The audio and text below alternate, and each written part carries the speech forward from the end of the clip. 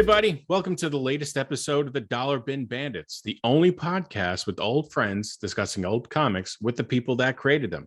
I'm Joe Marcello, joined as always by my partners in crime, Orrin Phillips. Hey, everybody. And Mike Farah. Hello. Well, it is that time of week again. It is Wednesday. It is comic book day. It is Dollar Bin Bandit today. And we are proud to present to you our latest episode with comic book writer and novelist Fabian Nicieza. I enjoyed this interview for a couple of reasons. One, the man has done a ton of work in X-Men. That aside, he is one of few interviews that we've had with people who have written work, outside of comics. He's, like I said, he's a novelist. So he has work out there right now called Suburban Dicks, loosely based on his own life and occurrences at the time when he was writing it. Yeah, you guys did a great job with this one. And I just remember him so well doing the X books, sort of taking the mantle from Chris Claremont, and really interesting stuff. I'm so glad that you guys were able to chat with him. Yeah, he had a ton to say. He's been in the industry for a long time and had a lot of stories, especially from, the time that we were collecting the, early to mid 90s, especially with X-Force #1. He was part of all that maniacal energy that was going on, the creation of Deadpool. And I love talking to him. I loved hearing about actually his novel, which I think is being optioned for a TV series. So he's working on that, and he has another one coming. So, good second act for someone who already had a pretty good first act in the comics. So without further ado, let's get to it. This is Fabian Nicieza.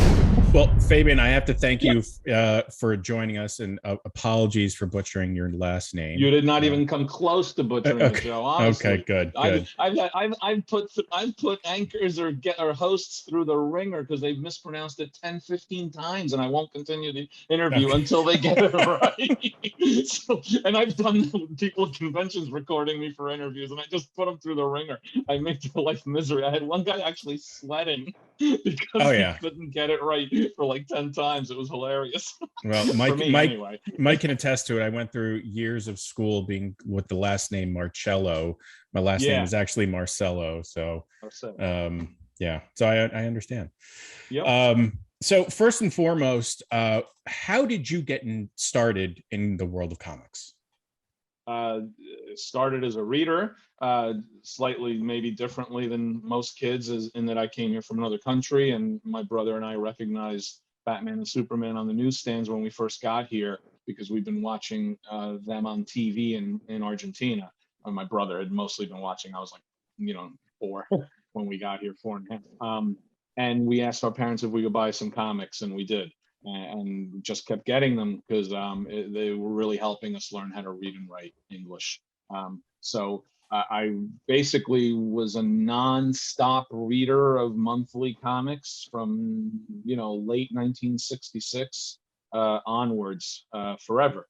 And I knew I wanted to be a writer someday, but I understood pretty early on that it took a while to become a writer because all the authors on the back covers of the paperback books I would read, their pictures looked like they were old. They looked like at least 35 years old. So as a teenager, I said, I'm going to have to wait. You don't go to college to get a job as a novelist. They don't, the New York Times doesn't have classified. It says, hiring novelists. We'd like to, buy your novel. So I got a job. I went to college for advertising, public relations, and communications, and couldn't get a job in the field initially because I didn't type fast enough, and that seemed to be the requirement for most ad agencies at the time.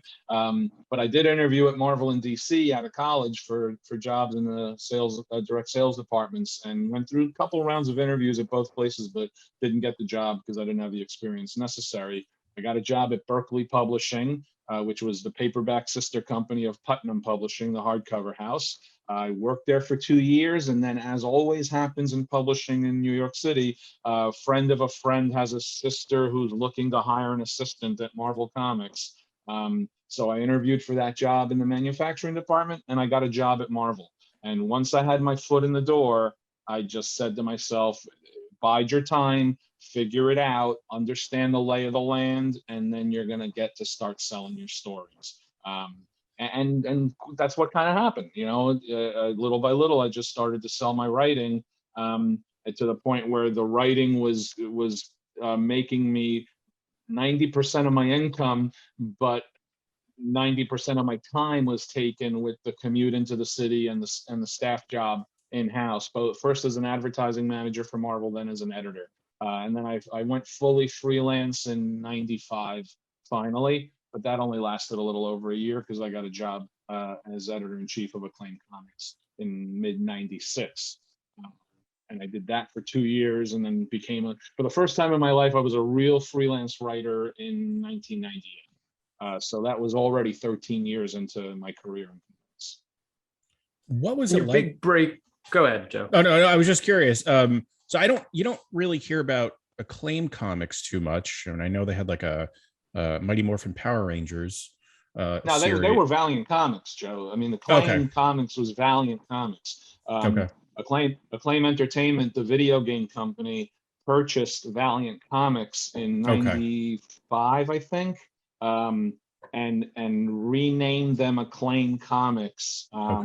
And they thought they had a gold mine, and they were just a mismanaged video game company, and they overpaid for the price of Valiant at the time based on the value of the IP, but it's so complicated, the reasons why it was all going on. I wanted the experience of running the show, and things that I was led to expect might be happening at Marvel weren't going to happen, and I realized that, and just took an opportunity to run the show, and I did. So I don't regret having done it, but I certainly would do things very, very differently if I had to do them all over again, just because I learned a lot, and I didn't do enough due diligence in advance of taking the job. It was almost going to be an impossible task to reclaim that company's sales with the direct market at that time.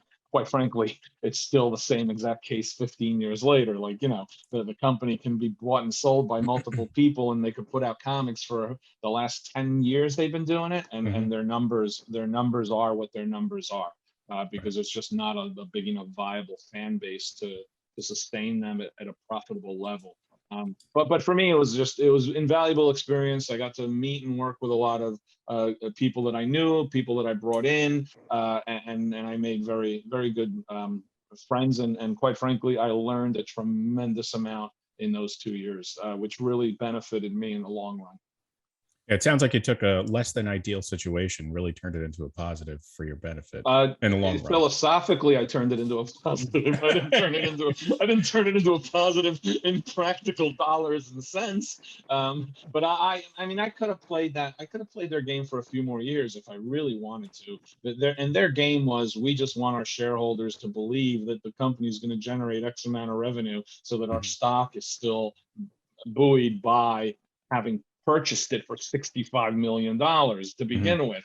And I took over wholly as the sole. I was president, publisher, and editor-in-chief after the previous president, Steve Masarsky, left a year into my tenure. And I didn't want to continue playing that game. So I did what I learned in hindsight you're not supposed to do, and I gave them a realistic budget. And that realistic budget was not acceptable to them, and I didn't waver from it, and they told me that if this is the budget, then my only choice is to close down the operations or reduce the operations, and that's what I decided to do, which is, in hindsight, is kind of a weird, stupid thing to do.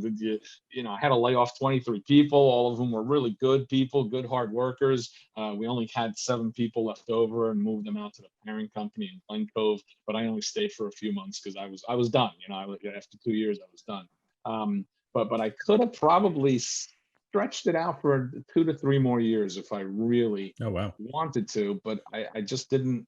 I didn't want to operate under those parameters. I didn't want to operate under presenting a budget that I knew was completely fiction, for the sake of their needs, and part of it was their own fault. If you really want to get in the weeds, which is kind of fun, part of it was their own fault, because if they had developed more video games faster based on our properties, they would have successfully been able to maintain the budgetary leverage debt on the purchase of the company through the revenue generated by the video games of those properties. Turok was a huge, you guys may be too young, I don't know if you even remember. Turok video game was a huge success. I mean, they made over $250 million. And we're banking part of that as electronic budgeting money. The parent company's booking the revenue, but they have to ascribe a portion of that revenue to the publishing division, because it's content IP being generated from the publishing division, you know? And if they had been able to do a few more of those things, then it would have very comfortably been able to float the boat, as it were. And then it would have been the ideal situation, in that we'd be allowed to continue creating comics, try to find a revenue range that we can live with, you know, which would have taken another year or two of producing good comics. And then they could have just been booking the revenue. We would have been booking the revenue off the video games. But the parent company was so screwed up, they couldn't get their house in order with their studios. They had like 7 development studios that they had purchased, and none of them were producing work quickly. So they couldn't get games out fast enough to have that kind of work hand in hand, as opposed to end up fighting itself, which is what it did, you know? So yeah, it's not all my fault. Now, if you had Vin Diesel back then, how much would that have affected the bottom line? Quite frankly, probably zero. I mean, that it didn't boost Valiant's bottom line. That whole movie? I don't think so. No. But I don't know. I never saw the movie. I don't even know what kind of revenue did it generate? Not enough to make a huge difference to whoever. Valiant's now owned by a Chinese company that they bought it a couple of years ago, I think. So I don't even know. I am so out of the loop. You don't even want to. They probably didn't have a realistic budget on that one either. No, I don't think so. But it's part of the interesting game that happens when big corporations or big money got their paws into the comics industry. You know, it had already happened at DC when Warner purchased, DC, when Time Warner purchased DC in the 70s, but it happened with Marvel as soon as New World purchased the company in the late 80s, and New World was so screwed up that only lasted a couple of years, and then it got really ugly when Ron Perlman's hedge fund, whatever, investment company, McAndrews and Forbes, purchased Marvel. And that's when big money got into the game, and not really necessarily for a positive goal. And it's still happening to this day, because there are big companies buying smaller comic companies in the hope that they can generate, content that will allow them to turn it into other things, because comics cost a lot of money to make, but to this day, they are still a more cost-effective way to develop story. And I'm not going to say develop content or develop IP. It's just a more cost-effective way to develop story in many cases than hiring a screenplay writer and then hiring a director, et cetera, et cetera, et cetera, all the steps along the way, Yeah, makes sense. Let's rewind a bit. We got caught in the Acclaim era, which is great, and we wanted to talk about that. But I'd love to get back to your first big break at Marvel. I know you've been you did some side stories, some fill-in issues, things of that nature, Marvel Age. But I think the big break was New Warriors, right? So you were given, this is a break as a writer, I'd say, because I know you were working on staff for a while there. So this reminds me a lot of, and we just talked to him, Chris Claremont, taking over X-Men when it was, it was okay. It was not their bestseller by any means. Well, it just relaunched when Chris took over, but right. The similarity is absolutely in that here are two young, hungry creators. In this case, it was Chris and Dave Cockrum, who are really anxious and excited to have an opportunity to make their bones, to prove themselves on a title that the company itself doesn't have tremendous expectations for. So Exactly. when Roy Thomas wanted to relaunch X-Men, it was partially out of his own love for the X-Men, and Len Wein wanted to bring in some fresh blood and ideas to it. Dave Cockrum brought a whole bunch of ideas, but Chris brought an energy to that book when he took over as writer that I don't know that Len would have been able to duplicate, just because Len had already been writing for quite a while, you know. Right. And it is a really interesting kind of a parallel track, in that young creators taking over, or starting, in my case, a book about young characters with a lot to prove. Both the characters have a lot to prove, the book concept has a lot to prove, the creators have a lot to prove. And doing it for a company that could very easily, an editorial administration that could very easily ignore it. Like, you know, okay, not pay attention to it. So I'd already been writing for Marvel for 2 years at that point. I'd already had a monthly book really quickly, which was Sci-Force, which I wrote for 16 issues. And then I had a year of what I call my year of scut work, which is whatever work I could get. A lot of inventory stories, which were completed issues that were in a drawer, that when the schedule broke down, they pulled out a completed issue and plugged it in. So that's how a lot of us were getting our work. Assistant editors and guys trying to break in were getting their work by doing inventory stories. And that had gotten my feet wet outside of the new universe, getting to write Spider-Man, Doctor Strange, Daredevil, a bunch of annual backup stories. Also, Marvel Comics Presents had begun its inventory pack. Marvel Comics Presents was going to be a weekly book with 4 8-page stories every week. So it was a dream come true for writers trying to get work and break in, and artists too, for that matter. Yeah. Because the editor, first it was Michael Higgins was the editor, then it was Terry Cavanaugh soon after. Before the book even came out, Terry had taken. They needed a tremendous amount of backstock inventory in the works, finished also, in order to be able to feed that weekly beast. You know, you had to have at least 6 8-page stories finished so that you could juggle them and plug them into the schedule for whatever 2 slots needed to be filled, because the other 2 slots were generally filled by the cover feature, which was a multi-issue thing, or the secondary feature, which might be also a 2, 3, 4-parter as opposed to a 6, 8-parter, which was the lead. So me, I'm writing, I can't even count how many Marvel Comics Presents stories I wrote in that year. But I got to work with artists like, I got Dave Cockrum drew a Falcon story I wrote. I wrote some stories that didn't even appear for 40, 50 issues, 60 issues in Marvel Comics Presents during that time period. So all of that was really leading me to get to the point where enough of editorial had seen enough of what I could do that they thought that I was worth the shot on New Warriors. And the editor, Danny Fingeroth, was very, very hesitant to hire me for many valid reasons. And it was Tom DeFalco and Mark Grunwald who kind of were not outright saying, Danny, you have to hire Fabian, because that's not how Tom and Mark worked. They were saying he's ready for the shot. We think if you hire him, he'll do a good job. But you hire who you think is going to do best. Tom had come up with the idea with Ron Frenz for the book to begin with, but he wasn't ordering Danny to do X, Y, or Z.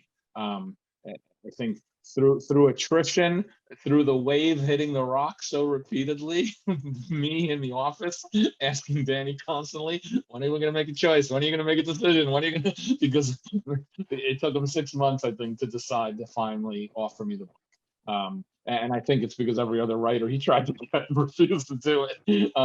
So Mark Bagley and I just had a great opportunity. It was a chance.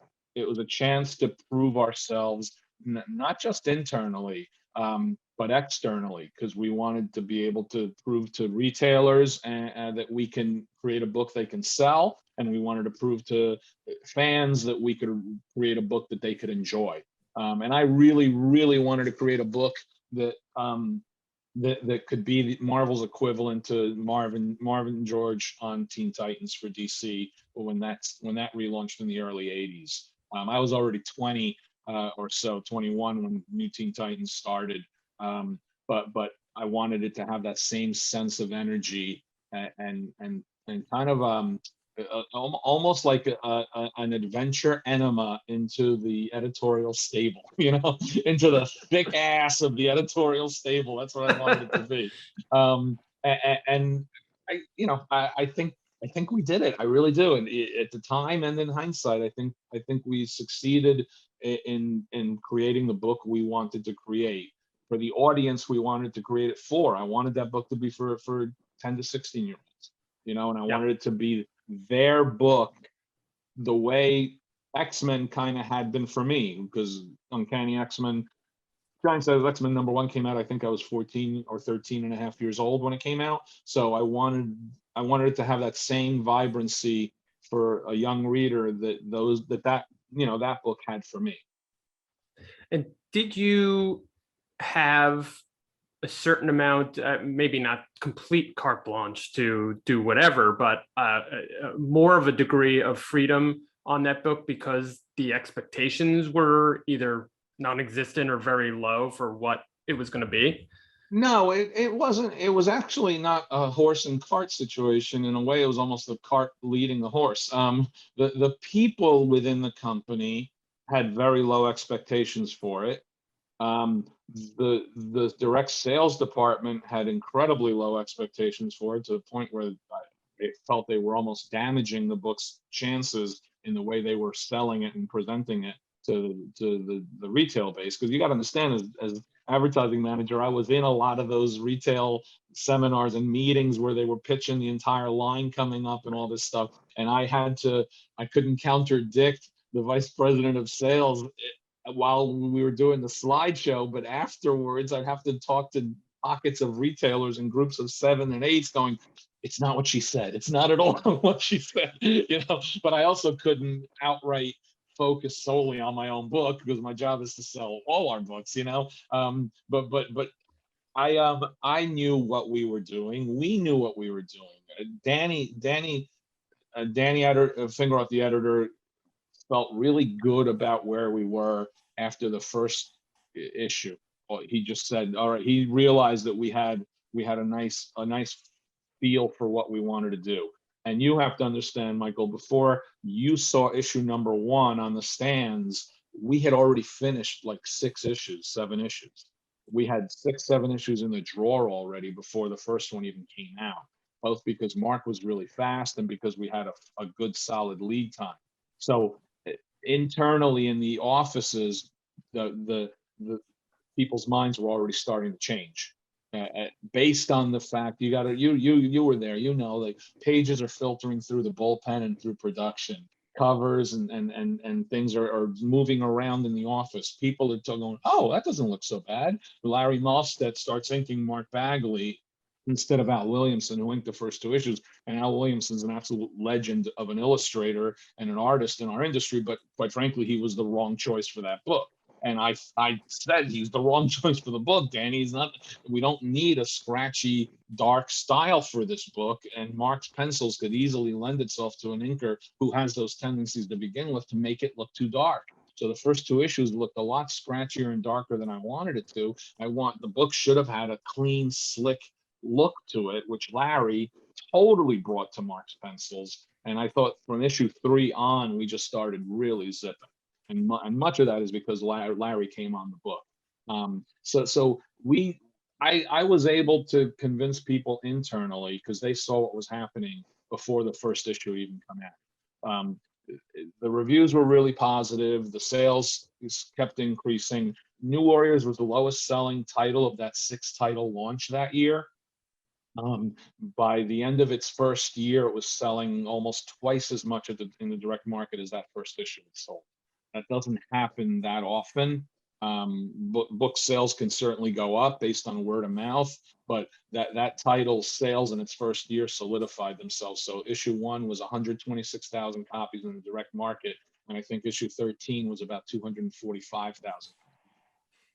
That that's all, literally. It's not about quantity over quality or anything like that, but all you need to do is just look at the numbers and go, okay, it's working. It's working because people are buying it, and people are buying it not because they think it's valuable. It wasn't a 5-cover gold foil, sort of a comic launch. They were buying it because the word of mouth was good on it, and readers were enjoying what they were getting. So yes, it to this day it remains my favorite book that I worked on for many emotional reasons as much as anything, and it absolutely helped make my career. The irony being that the X-Men editor who started hiring me to do X-Men work didn't even really read New Warriors, and he didn't like it because he thought it was he hated DC's sidekick characters, and in his mind it was a sidekick book. So he wasn't even a fan of New Warriors. So it wasn't necessarily whatever work Mark and I were doing was not necessarily the reason why he decided to start hiring me for X-Men. Speaking of numbers, and sales and whatnot, do you think at that point there were too many X titles? Because you had, there came a point, and it happens quite a bit, I've seen over the years, where they just blow up X this, X that, Wolverine, all these various spin-offs, then they dial it back, and then they explode again. Do you think that was it was a bit oversaturated at I don't, maybe not at that point, but soon? My opinion is twofold. One is the market will support what it wants to support. So if there's too many, it won't support the titles it doesn't want to support. And the second thing is from the construction of a marketing and publishing program and a sales program. If you have a family of titles, having one title a week is not a bad thing. So if you had X-Men, X Factor, New Mutants, and Wolverine, that was fine, okay? Because you have one a week. Then you add Excalibur, and you're at the 5 a week point, right? Then X-Force just replaced New Mutants, so that didn't really change the structure of the publishing plan. But then you start having the success of the limited series program really lent itself towards the company seeing that as a really good revenue generation. So once you start down that path, you need to have X amount of limited, no pun intended, certain amount of limited series to be able to plug into the point where you're possibly filling two slots in that structure, or one slot, let's say, because if Excalibur is your 5th book, you're doubling up 1 week with 2 in a family. Well, your miniseries will double up on week 2. So week 2 and week 4, we double up. Week 1 and 3, we just have 1. Then they go, well, these are so successful, we're making so much money, let's double up on week 1 and week 3 also. So now we have 8 titles that we're putting out in a family. And then a scumbag billionaire buys your company and sees that it can generate tremendous amounts of revenue so that he can easily pay off his 5,000 ex-wives. And all of a sudden you have 16 titles in a family coming out in a month or in an 8-week period, or a 6-week period, I should say. And by the way, 3 of those are going to have higher price points because we're putting a cardstock cover on it, or we're putting a winky dink cover on it, which is a bastardization of what the entire idea was to begin with those specialty covers. Those specialty covers were intended to raise revenue on a small basis through small amounts with titles that could use the boost. So if you look at the original first specialty covers, you can see that the idea was not what ended up becoming the program, like Ghost Rider glow in the dark cover, Silver Sable foiled booby cover, all of that stuff was not intended to be the norm. It was intended to be the exception. But they made so much money, they generated so much money on a per unit revenue basis, a price, that they decided we can do that 4 times a month, when the idea was to do it at most one time a quarter, 4 times a year, that kind of thing. And that's when it runs away from you. That's when people on the outside don't realize that the market forces that are happening are in some ways the creative people are caught in the middle of that. They're not necessarily driving that.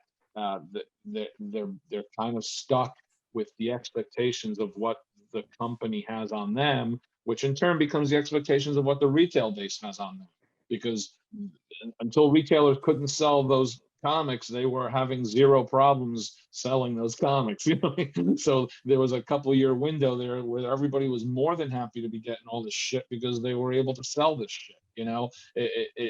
It creeps up on you, and it also smacks you in the face at the same time, where you realize, oh, wait a minute, I didn't sell through my allotment of that book, and it took 4 months to sell through what I ordered instead of 4 weeks. And that starts to change the money flow dynamic on the retail base. And it's a complicated organism. So everyone tries to define it in the simplest, most basic ways possible. And none of those definitions are accurate or true, but it's our natural inclination to look back on something and say Marvel went bankrupt, or it's absurd, because those words don't even really correlate to reality in terms of the ebb and flow of what happened, why it happened, how it happened, all of this stuff. It's a challenging question to ask, what is too much? Because the answer is you usually don't know until you see it's working, or you see you broke it. and you rarely know for sure while you're in the middle, Yeah. It's very Makes interesting. sense. Go ahead, Mike. Sorry. I was going to jump to, going with the theme of numbers.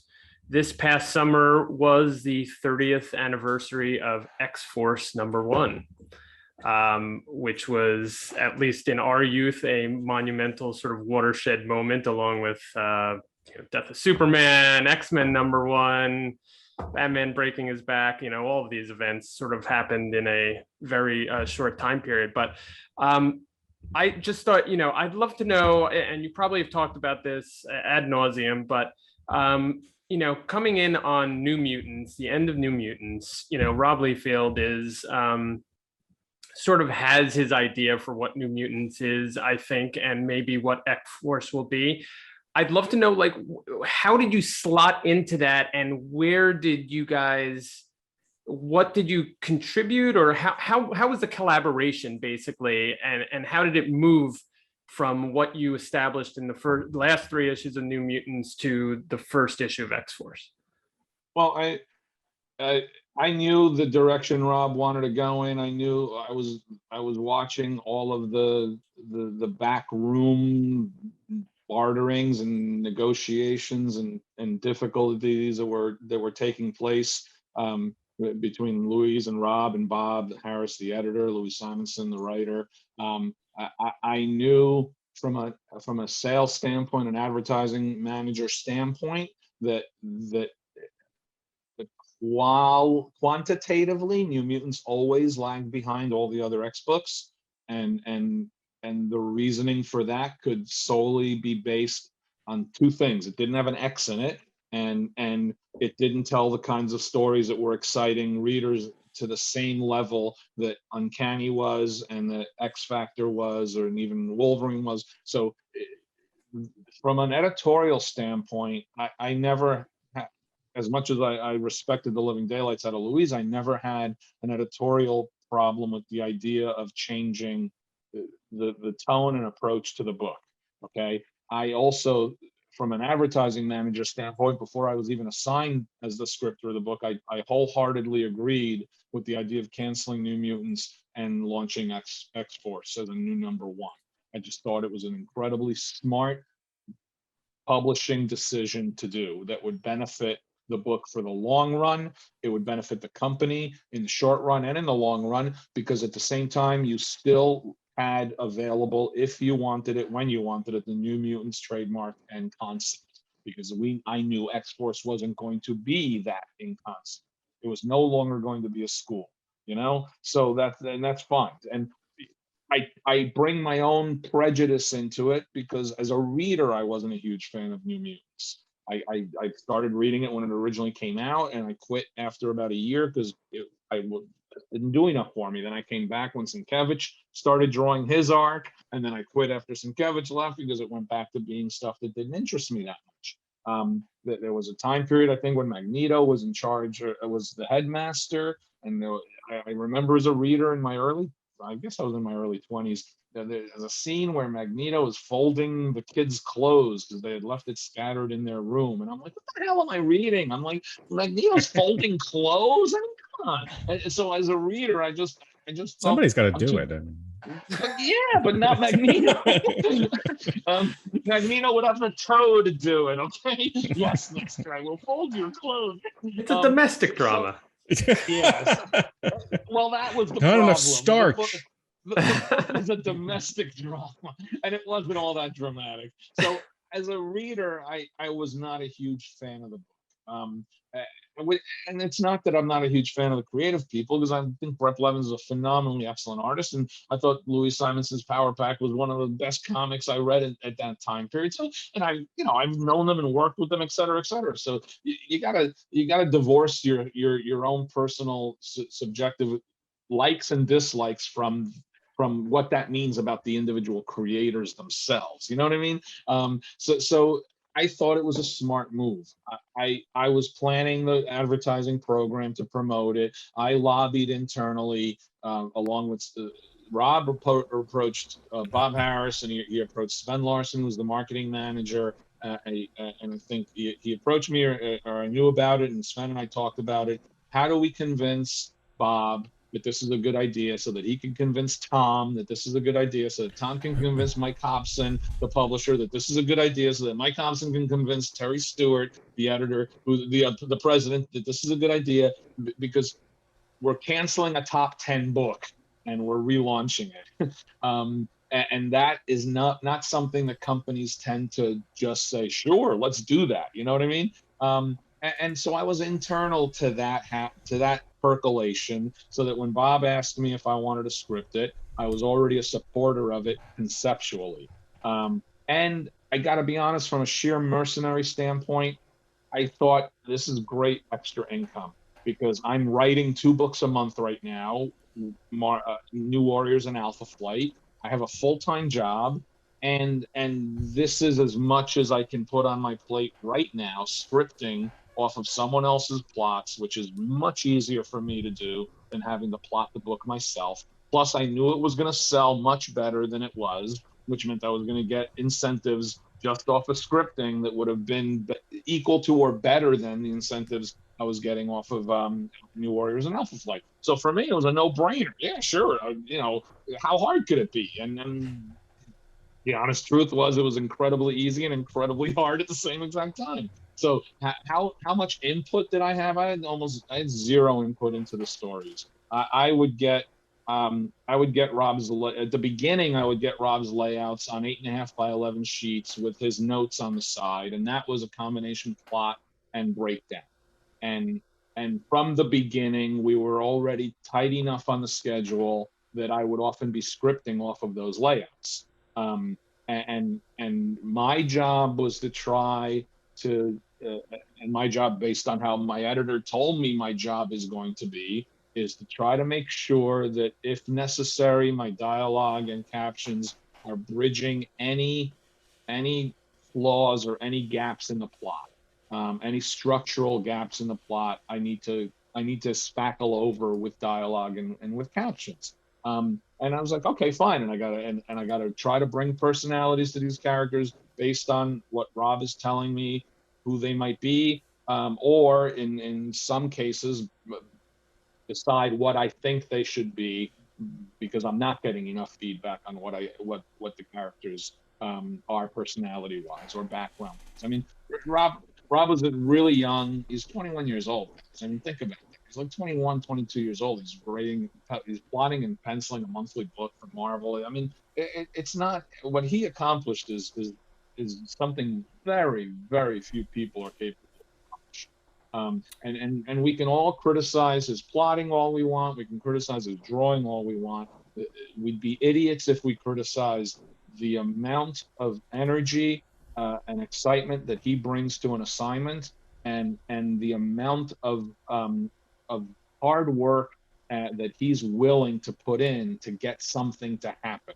Now, I have quibbles about how much hard work he puts into it once it has happened, but getting it to happen is also a tremendously challenging thing to do.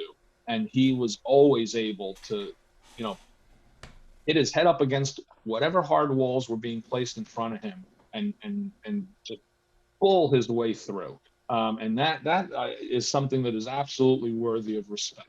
The month in, month out process of creating the comics is a whole nother matter. We have very different working methods. We have very different styles. And it was very quickly apparent that those working methods and styles were not really simpatico to each other. I like to know what's coming. And Rob likes to bring enthusiasm to the moment. And often I didn't have a clue what the end of an issue was going to be while I was scripting the beginning of the issue, because our schedule didn't allow for that. And is that type of stuff I don't mean to cut you off, but is that type of stuff established like early on? Like, we're starting here, it's going to end here, let's fill it, in between? Or is it kind of if I'm plotting my own book and I'm creating a plot for Mark Bagley to draw, he's got all 22 pages of the plot right there. Right. Chances are pretty good he's also got the next issue and the issue after that in hand as well, so that he knows what's happening down the road if he wants to. The only time I ever delivered pieces of a plot were on X books later on down the road, when the schedule was so difficult and the editor was really having a challenging time managing the amount of titles and the working method everybody was employing on those titles. So just like my working method's a little different than Rob, and like I like to know what I'm doing. I like to know what I'm doing this month. I like to know what I'm doing next month. I like to know what that's going to mean 5 months from now. I don't have to have the whole thing riveted tightly with nuts and bolts and screws, but I like to understand the structure of the house and how it's going to look as we build room by room.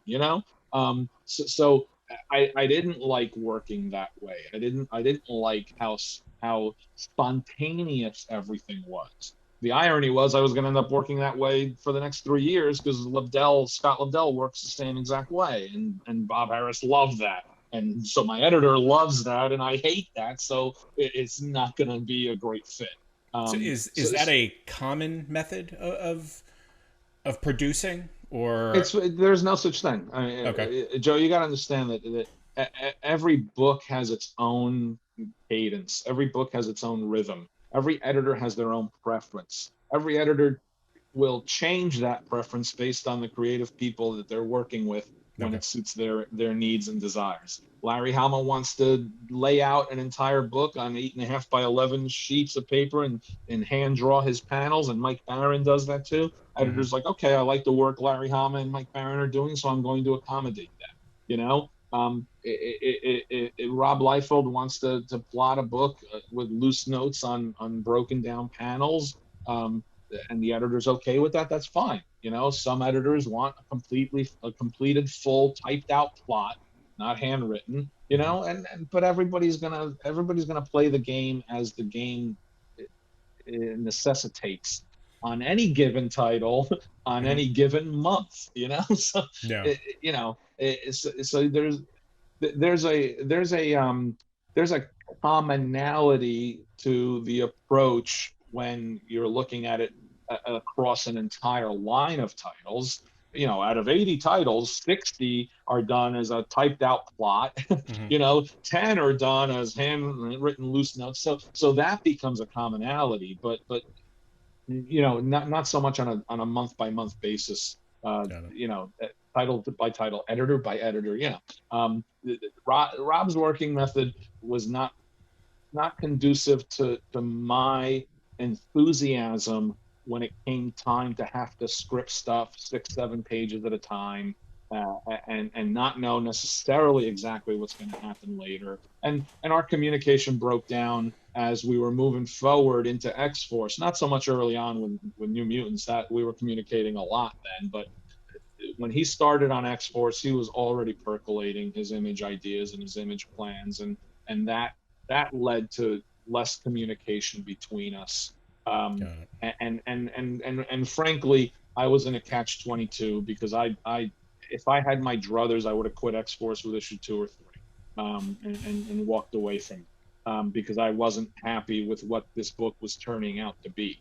But by the other same token, I'm a whore, and I'm making a lot of money doing this, and I'm fully aware that the industry won't support this kind of level of sales forever. So you're being handed a surfboard and being told that a big wave is coming, and you may never get another wave like that again for another 15, 20 years. Do you want to ride it or not? You may not enjoy the ride that much, but do you want to ride it? Some people have a certain moral nobility that I lack, that they said, no, I don't want to enjoy that way. I'm not going to surf that wave. I said I'll surf the wave for a while, because I also knew Rob was only going to be on the book for a certain amount of time. He was going to be gone soon because he was going to start Image soon. So I didn't know if it was going to be issue 6 or issue 8 or issue 10 or issue 12, but I knew he was going to be gone soon. So I figured if I ride it out, I'm just going to be writing this book, and then I could write it the way I want to write it.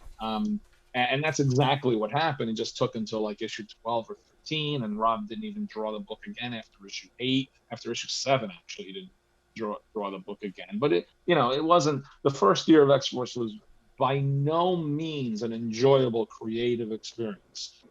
But it was by all means an enjoyable financial experience.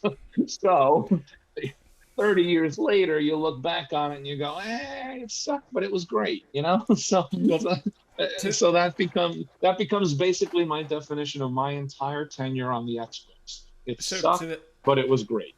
To that point, how does it feel for you to see your work on the screen? So everyone, it's that time of year again, the year of ghosts, goblins, graveyards, and of course, Yeet presents Halloween Spectacular, filled with the best stories from the best writers and the best artists coming together. It is the greatest independent comic anthology out there. You want it, you need it. Click the link below, join Patreon, get yourself the comic, $5 a month. I don't care. How does it feel for me? I mean, you got to understand, they were using our concepts and stories and ideas back in the X-Men cartoon of the 90s, and as a result, you just sort of, if they're writing you a check, that's nice. If they're not writing you a check, that's not nice.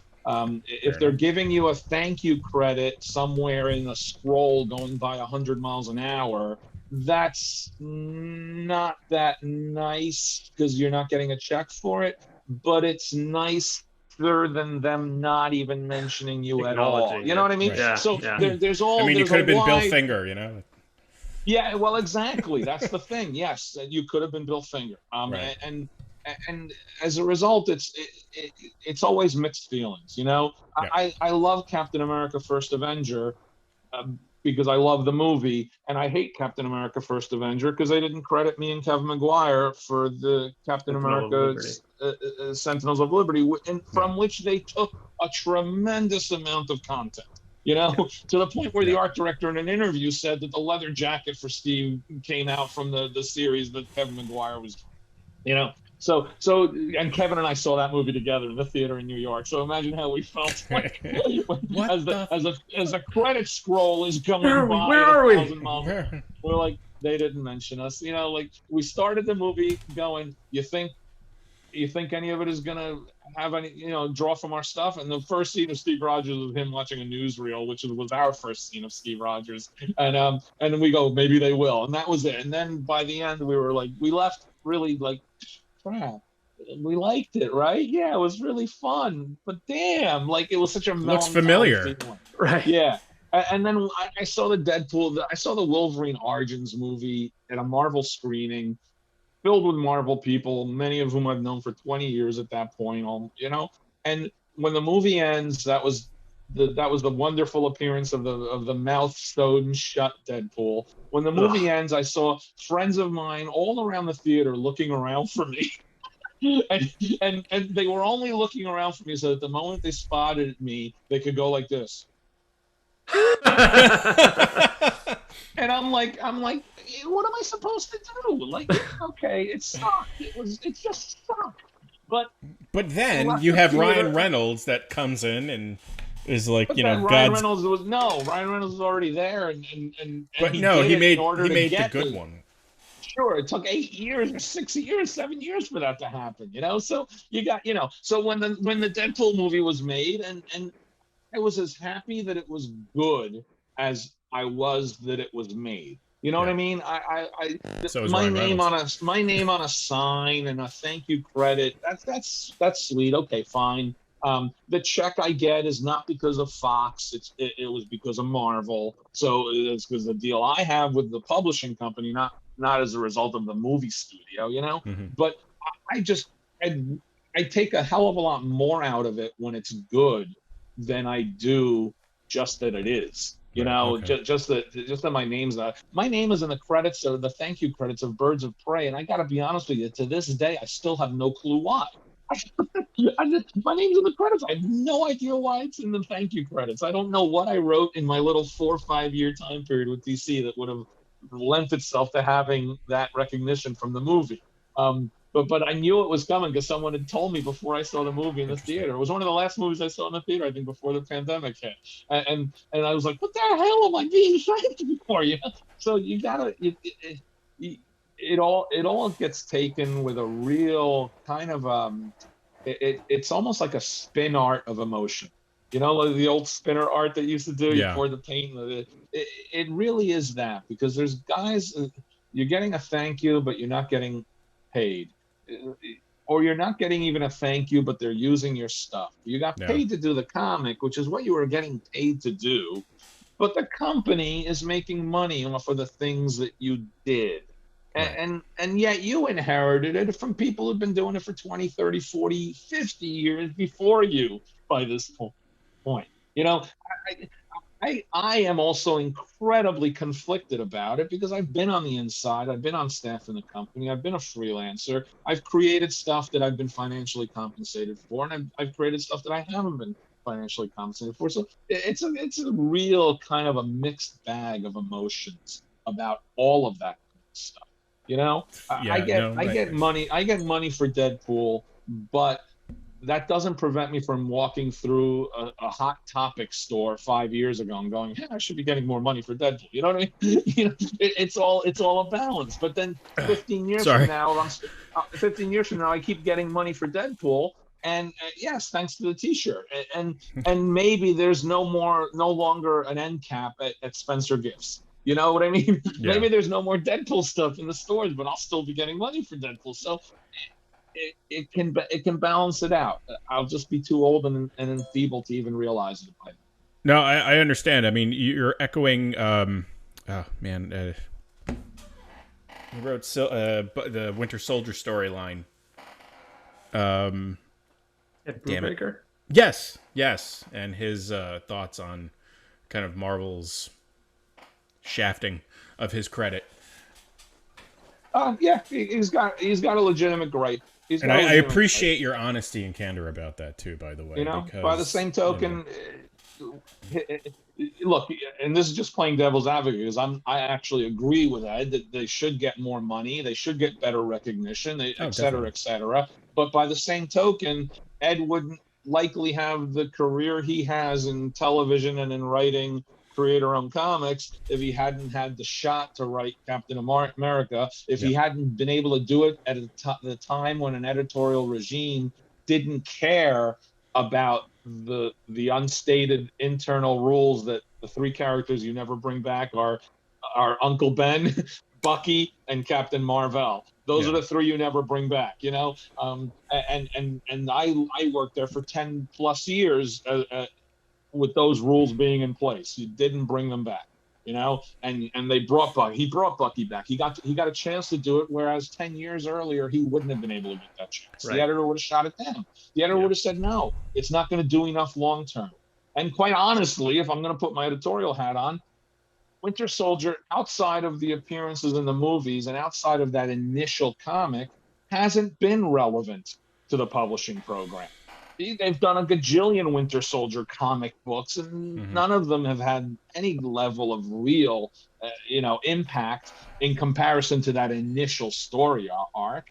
Because the reason that initial story arc was so important, and the reason it even worked in the MCU, was because it was Bucky.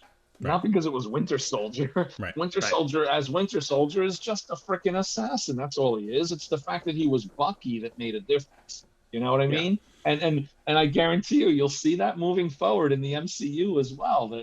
That adult Bucky, outside of the context of Cap's dead sidekick, really starts to lose a lot of his impact.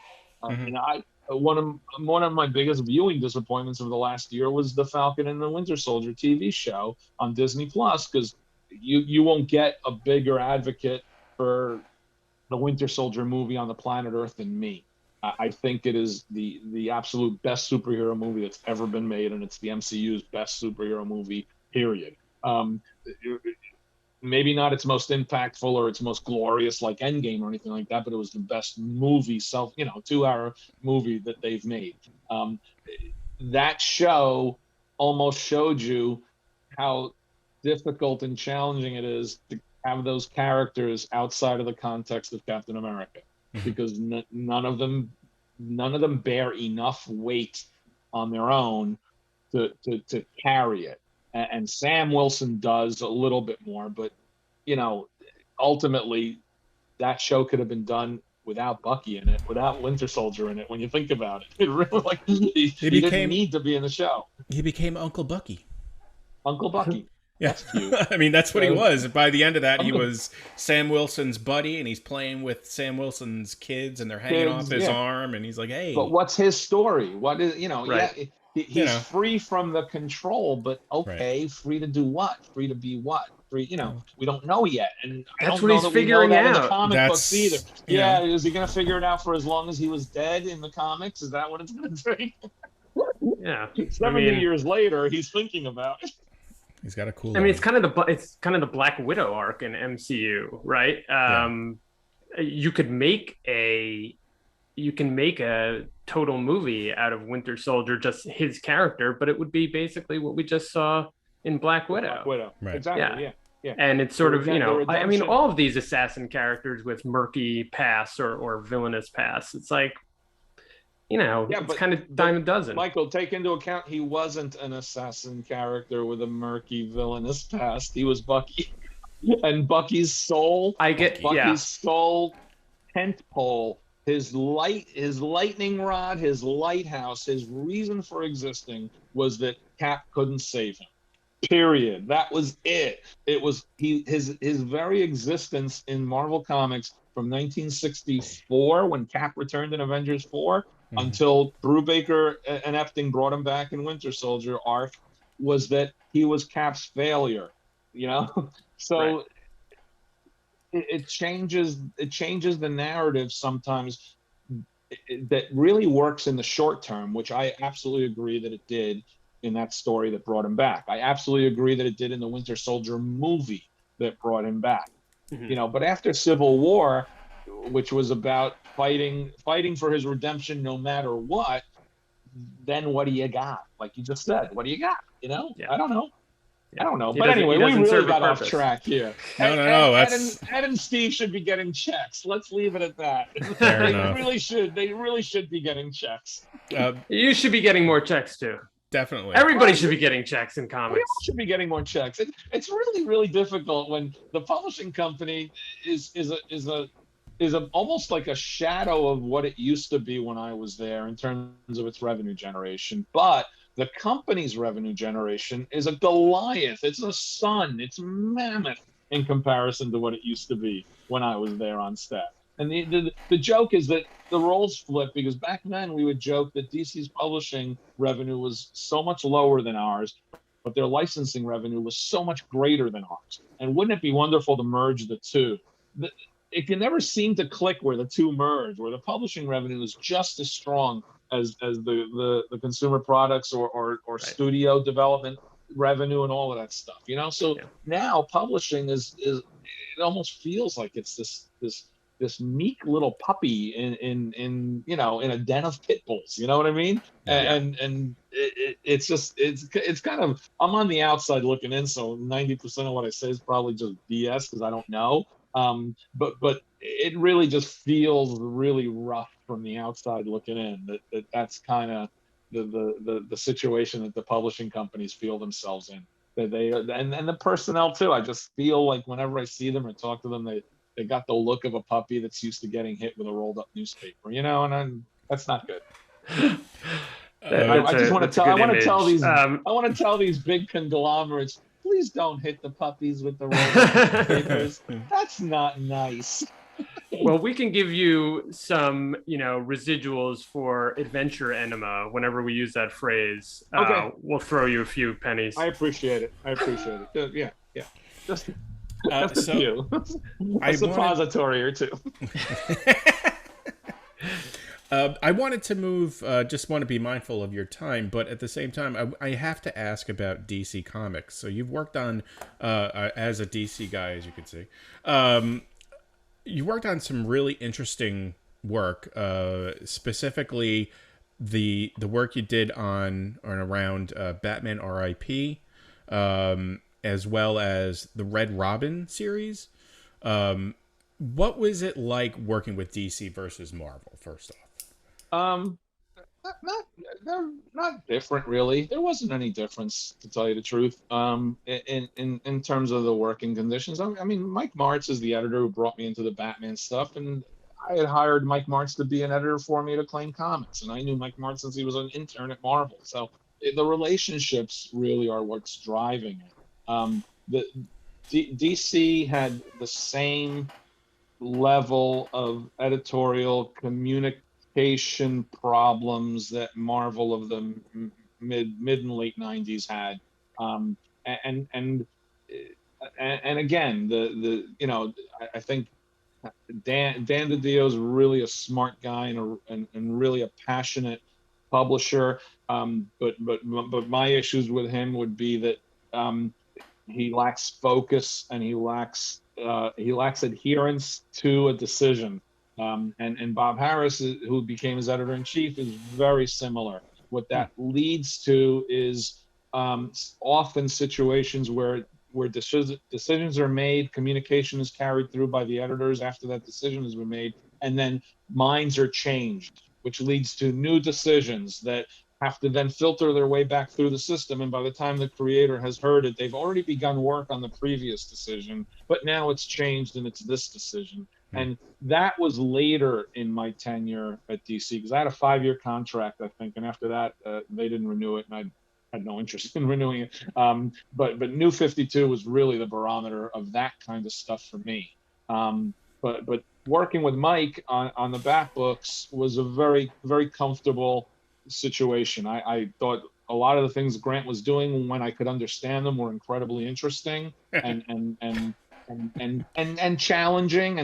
And Grant's such a smart idea guy conceptually that when he throws an idea bomb into a room, it's okay. You almost go, oh, that screws up everything I had planned, but damn, it's pretty cool. Okay, and then you start to think in an excited fashion in the new direction that Grant's idea bomb just blew out a wall in the room. You go, oh, well, I always wanted to do this with the wall instead of what I had been planning to do with the wall. So the back books were fun in that regard. I've always, Dick Grayson's been my favorite character since I was a kid. And Tim Drake, I think, is a phenomenal character. I love him, and I loved what Chuck Dixon did with him. So the opportunity to get to write Tim, the opportunity to get to occasionally write Dick Grayson, both as Robin, as Nightwing, and as Batman, was in that time period. It was tremendous fun. I got to write Superman a few times, which I loved. I got to work on Trinity, and although that was a challenge just from the grind standpoint, the opportunity to work on a variety of characters, work with Kurt, work with a really good stable of professional artists that I had on the backups, like Tom Darenick and Scott McDaniel. and working with Mike Carlin, the editor, who and Rachel Gluckstern, who's his assistant at that time. They were great. See, those are the things I'm talking about. It becomes compartmentalized. You're in your own pocket. I'm working on a weekly frickin' book. I gotta produce 40 pages a month of script just on that book alone. And I'm working with a cohesive whole, a group of artists that are consistent, an editor who is consistent, the messaging is consistent, and guess what? We produce the work. And the same thing was going on in the back books. Even with Grant's idea bombs, it was still a very cohesive, controlled environment. Creative chaos, but a control of that creative chaos, which is not easy to manage, and Mike managed it. New 52 is a whole nother matter. I'd rather not talk about it because there's very little nice I could say about it. Same here. But it was the opposite of controlled chaos for the most part. But again, that was on a compartmentalized basis, because there were some creators who will speak very highly of New 52. They got a great opportunity. They got a chance to place their vision on characters.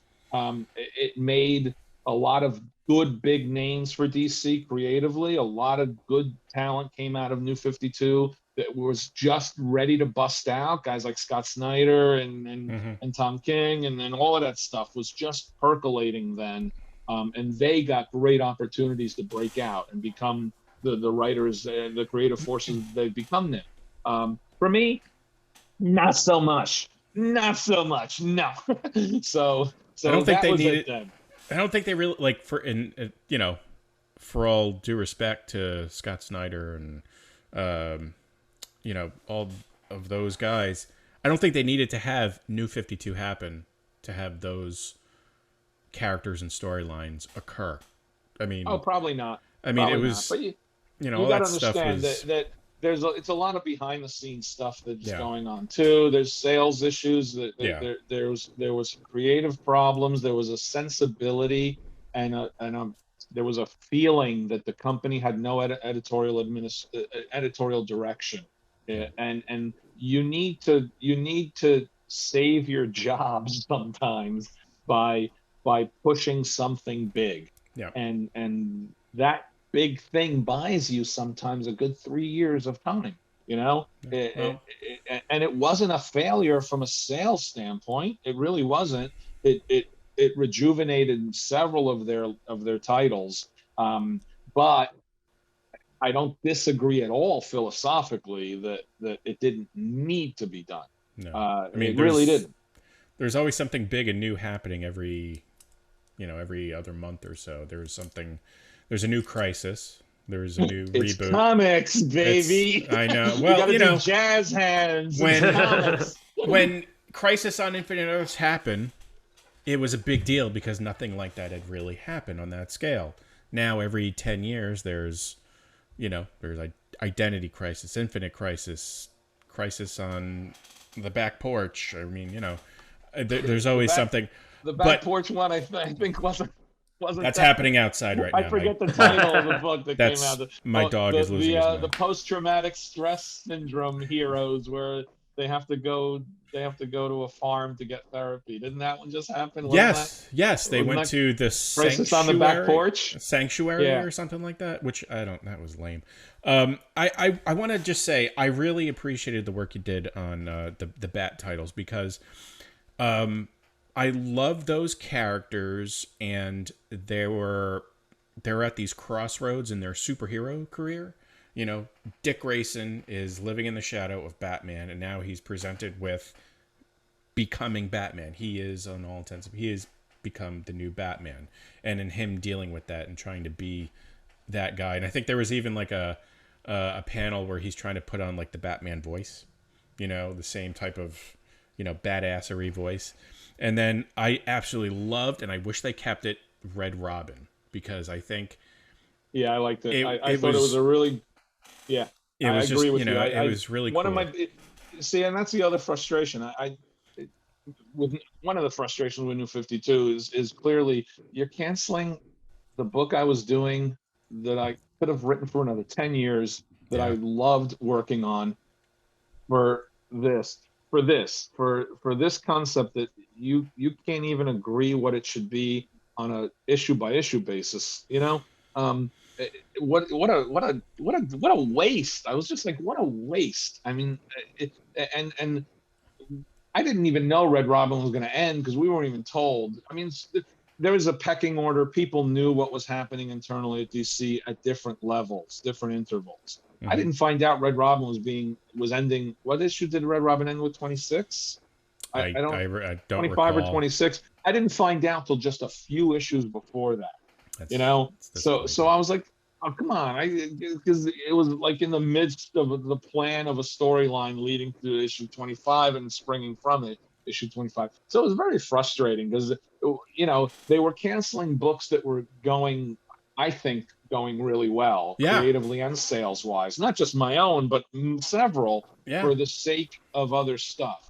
There are not the least of which they brought Scott on to write Teen Titans, and Scott has no freaking clue. He never read a Tim Drake comic in his freaking life. I was just like, you got to be kidding me. And Scott's an idiot, but he's also still a friend. So I was like, you got to be kidding me. You're giving Scott Teen Titans? Oh my god. There were so many characters that were they're really catching their stride. I noticed, and I was like, wow, I'm really getting into these. Like, as a comic book reader, I think there are comics that you get just out of habit, and you get them, and you're going to get them, but you don't necessarily love each issue. But there came a point where I was like, I'm really digging all these issues. The stories are good. They're really building strong characters. And then all of a sudden they're like, yep, nope, that's all gone. Yeah. Superboy, gone. At all my convention appearances, what I really like is that the DC fans who come to see me tend to be sad DC fans, not happy DC fans, because the ones who come to see me are the ones who are still lamenting that they don't have Tim Drake the way Tim Drake's supposed to be in the comics anymore. I think recently I've had people go, no, they're getting, he's getting better again, or he's back again, and I don't know because I don't follow the books. They're saying he's not bad anymore, But the thought that they had a Robin title that ran for 100, technically, if you include Red Robin with it, it ran for 200 issues. And we have not had a Red Robin or Tim Drake title since then. So that's 2013, I think. So it's been 8 years since we've had a Tim Drake monthly title, when it had run consecutively monthly for 200 issues. That to me is just editorial malfeasance. It's just a lack of understanding that there's an audience for a character. There's an audience for a title.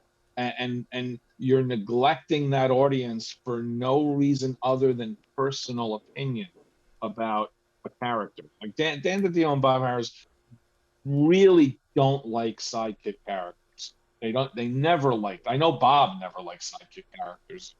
I can only speak to Dan's actions that he doesn't like sidekick characters. But they fail to acknowledge that just because you don't like something doesn't mean that it's not a viable character for a viable, thriving audience. And they neglect that audience for the sake of their own personal preferences in what they want out of their characters. It's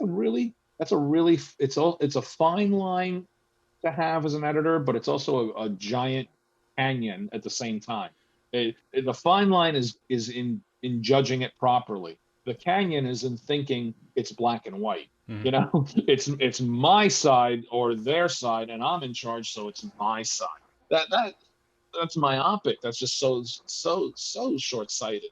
And I think that's how they treated they treated, because none of them are in positions of responsibility to the company anymore. They treated certain characters with a lack of respect that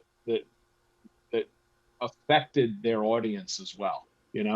So I stopped reading DC pretty much after New 52. I read a few things here and there in trade paperback form, but not much at all. Fair enough. Yep.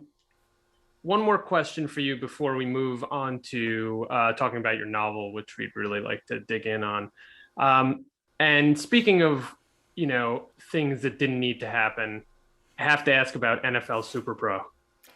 Oh, well, what do you need to ask? It's become sort of this.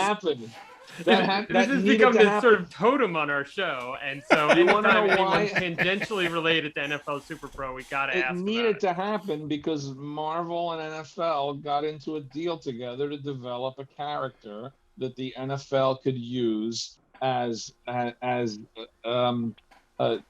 licensing consumer product launch point for young NFL fans. Okay. And I didn't come into it till months after it had already been percolating for a long time. And the only reason I came into it is because they were having a hard time editorially getting this thing honed down to the point that NFL would approve it. And NFL said they wanted Marvel to bring in their top talent, because at that point it had been editorial and assistant editorial and other people who were percolating, not because Marvel wasn't going to take any of their top talent off of their monthly assignments to develop something. You know what I mean? And their top talent consisted of, from a writing standpoint, at that point, like 4 of us or 5 of us that NFL would consider their top talent.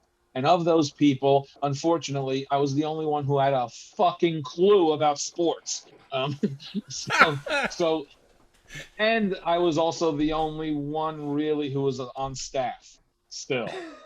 So it was not 2 great qualifications. It was like a mafia request. It was, you have to help us.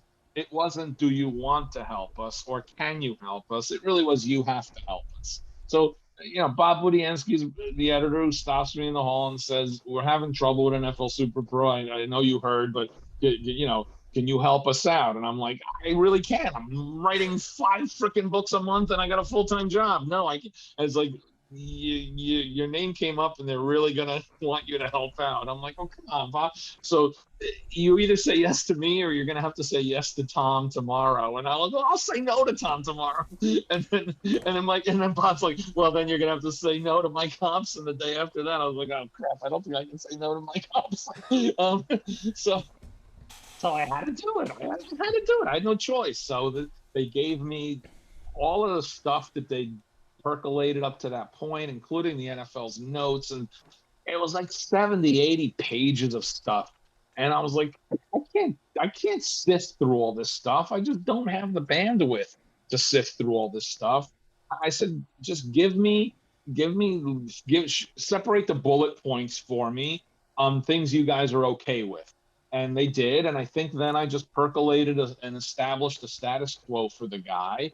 And NFL said okay, and I have no clue if NFL said okay because they read it and liked it, or if they said okay because the X-Men writer was going to be writing this name, And then they assigned Jose Delbo to draw it, and I honestly love Jose Delbo dearly. He's a wonderful man, and he's a really good artist, but he's from Argentina, and he has no fucking clue about football.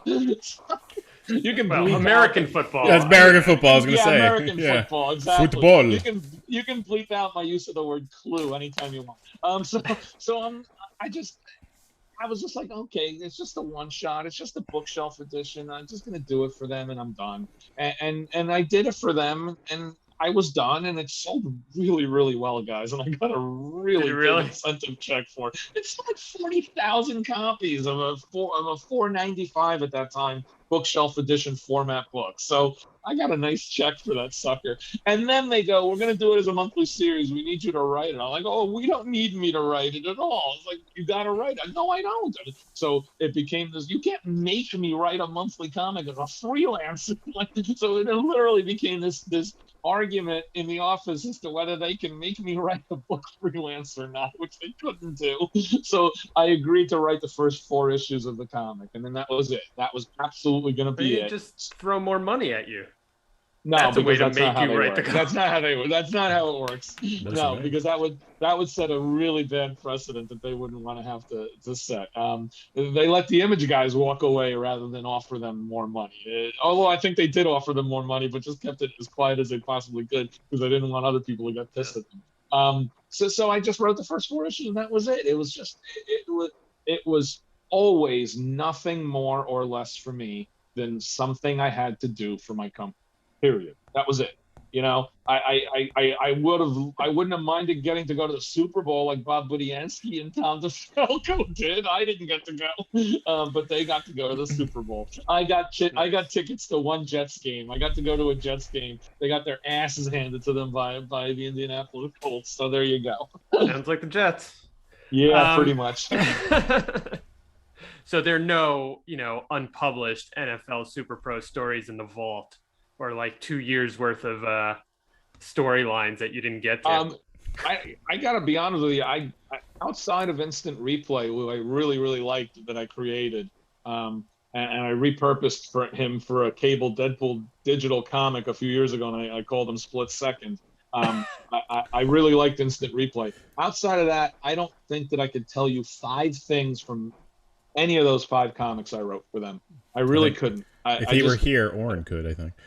I'm sure he probably could. I don't remember anything. I think my vague concept is that like Super Pro got his superpowers from like super steroids, which seems really weird to me. That I Really? that I would have done that. Yeah, it's like a super soldier serum in a way, but in football that takes on a whole nother kind of definition, doesn't it? But he would have got kicked out. He did have to retire. He did retire. He couldn't play anymore after. Yeah, that. He couldn't play in the NFL on super steroids. That wouldn't be right. Now they have a whole study on his brain afterwards and stuff. So exactly, yeah. That would have been good. It's a little too a little too real right there. Yeah. Concussions Super Pro would have really been an interesting approach. It's the later years. So there, you got it. Sorry to disappoint you that it was nothing more than, shit, I got to do this. No. I'll do this. That's fine. That's exactly what we thought. I'm just been joking about this grander plan for NFL Super Pro because there was once this 8-year-old Argentinian immigrant who dreamed of writing a comic for Marvel called NFL Super Pro. That was it. It's going to be in the next Infinity Saga. You're going to start a petition to have them do a Marvel Legends figure for NFL Super Pro, which will never come to pass because I'm sure NFL. That's a Build-A-Figure right there. NFL owns the rights to it, not Marvel, I think. So it'll never happen. Real concussion action. So there's no starting lineup football, No, that was NFL's idea, but it just never quite got to that. And much of that is because NFL didn't know how to do it either. If there's nothing wrong with it conceptually. There really isn't anything wrong with an idea of a NFL-based or themed branded superhero. It should have been done completely differently for a completely different audience. We were trying to do a mainstream Marvel comic that was going to appeal 8 to 80, which was our caveat. Those were our marching orders from Tom DeFalco, who would jokingly say, every comic should appeal to a reader age 8 to 80. And you're like, crap, that's a hell of a rubber band to try to stretch. Okay, crap, what do I got to do? And the truth of the matter is that an NFL Super Pro should have been done solely, strictly, completely as a 6 to a 10, kind of a young reader thing. And it would have been a very different dynamic. It would have been a very different creature. And they could have gotten more of what they were hoping to get out of it to begin with than if they had done it as a mainstream superhero. But it was the NFL that wanted to do it as a mainstream superhero more than anyone else, Well, if Sergeant Slaughter can join G.I. Joe, I guess a football player. Exactly. Put a tombstone on NFL Super Pro. It's dead. Move on. Get over it, man, boys. It's finished. Yeah, he's going to cry. Michael's going to cry. Well, then let's move on to something a little more salient to the here and now, which is your new prose novel, which I have a feeling we're going to see in the flesh. Suburban Dicks. Yes. Not us. Not talking about us, though. No. It does remind me of the original title for... Look at that handsome guy. Look at that handsome guy. Oh, man. Wow. That is the perfect back cover novel picture. Open collar. Look at that. Open Miami collar. Vice. It was actually taken at the train station, which is in the book, and it's right near my house. So there you go. Nice. Look at that. Look at that. So, why don't you give us the quick overview of what the book's about and actually what made you want to write it and where where the kernel of the idea came from. I know those are a lot of questions in one. That's a lot of questions in one, and they're I'm all sure they all meld together, kind of. You will see there are fascinatingly incongruent answers, but the book is about cultural fear of change and white flight in suburbs that are facing demographic changes to their cultures. That's what the book is about. What the story is about a 33-year-old pregnant with her 5th child, should have been FBI profiler, Wow. teaming up with a reporter who works for a weekly local suburban newspaper, who won a Pulitzer Prize for journalism in college and managed to screw that all up and fritter it all away in his 20s. Both seeking to find redemption by trying to solve the murder of a gas station attendant in a suburban town in New Jersey. The police initially say it was robbery, and all of the things they're finding out indicate that it was not robbery. It could be that the gas station attendant was murdered to try to cover up a conspiracy that has been protecting people within the police department and township administration to a murder that occurred 50 years earlier. So it's the slow, progressive unraveling of that conspiracy by trying to unravel the mystery of who it was that was killed 50 years ago and why it would lead to a gas station attendant being killed today. And it's all told in great fun. It's all just entertaining merriment. I managed to, apparently, according to most reviews and most readers, I apparently successfully managed to balance a lot of cynical, dark, sarcastic humor with some pretty ugly truths about ourselves as people and about ourselves in terms of our fears of having what we feel comfortable with changing around us. So that is in essence what the book is and what the book is about. Why it is and how it is a completely different story. I first came up with the idea in around 1994, 95. I had the idea, the characters, even the title, Lock, Stock, and Smoking Barrels 25 years ago. And it emanated from things that were happening in my real life. The house I lived in at the time had a gun club on the other side of a pond and small woods behind our house that had an indoor range and an outdoor shooting berms. And occasionally they'd miss the outdoor berms and lob a bullet our way. And the gun club had been there for 50 years, and our development was built in 1993. So we tried to get the township to ban outdoor shooting, not indoor shooting. We wanted to ban the outdoor shooting, and part of it, admittedly, was because of the noise factor. Whenever they shot outdoors, you're hearing gunshots in your backyard. But the other part of it was they did not have enough safety precautions built into the berms that they had set up, because the berms had been set up way before houses had been built. And we lost in the town council 5-4 to try to ban outdoor shooting. And as a writer, my inclination was I can get revenge on them by coming up with a good story. If I was, I don't know, a mobster, maybe my revenge would have been very different, but I'm a writer, so that's the story I came up with. I have a very good friend of mine who was a writer in the industry who said to me at that time, I know a guy that can, burn them down.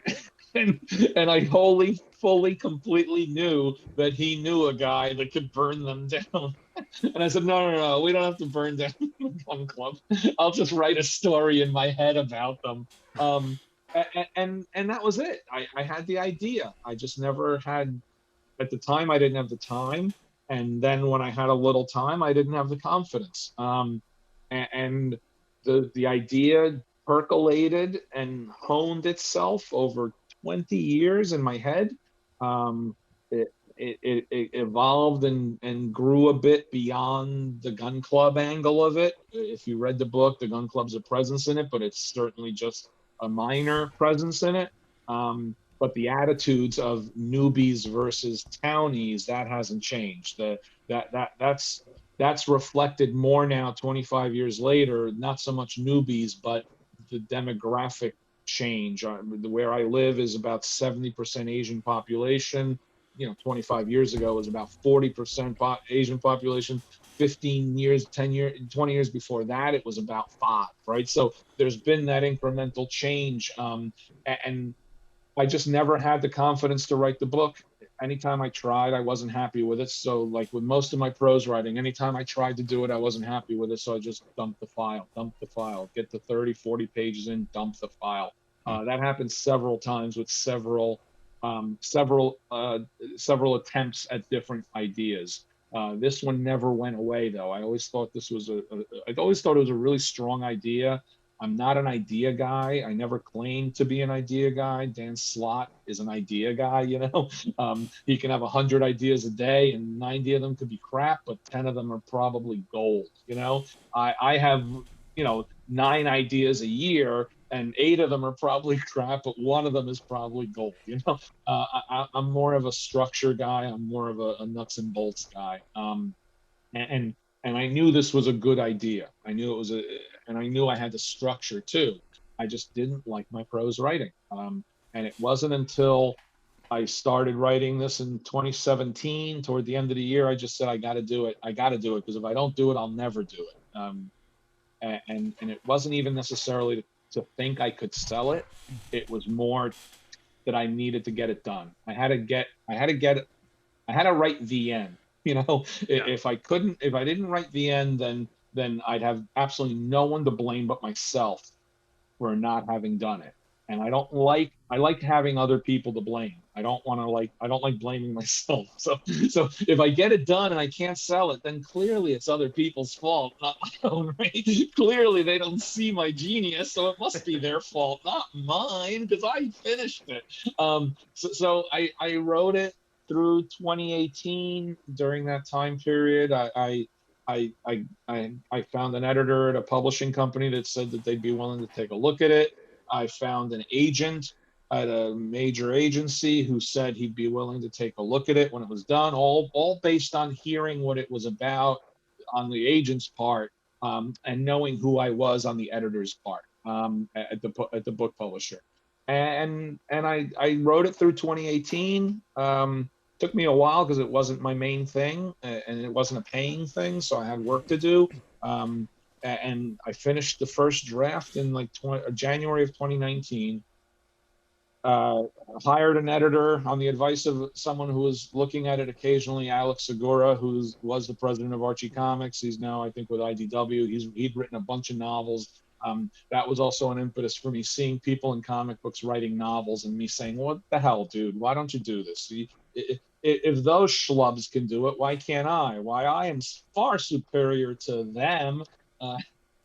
So that's what got me going. As usual with me, it was jealousy and anger that motivated me. And the editor I hired gave me a tremendous feedback to cut it. It had to be cut a lot. Because I made some real rookie mistakes as a writer. So I got it down to about 450 pages of manuscript, and then the agency took a look at it, and pleasantly surprised, the agency said that they loved it. They want to represent it. Here's some suggestions that we want you to take into consideration to improve it, starting with you need to cut about 50 more pages. I'm like, oh shit.